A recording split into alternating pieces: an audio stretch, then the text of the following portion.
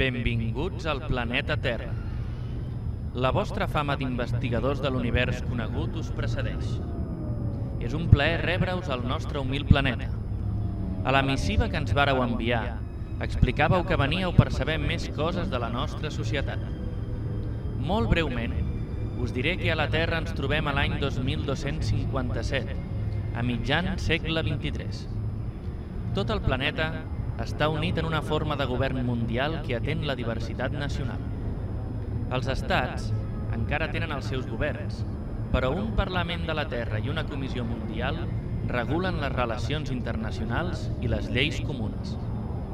No és un món perfecte, però és un món on preval la pau. No es discrimina per raó de gènere, raça, sexe, estatus social o origen, i és molt més sostenible que el de segles passats.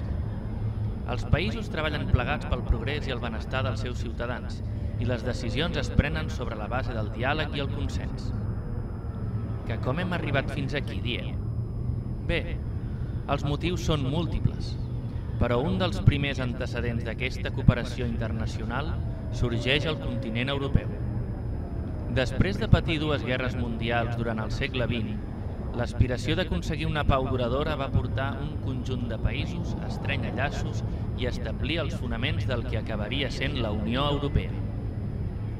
Crec que conèixer l'origen i el funcionament d'aquesta Unió Europea us ajudarà a descobrir els orígens de la nova humanitat.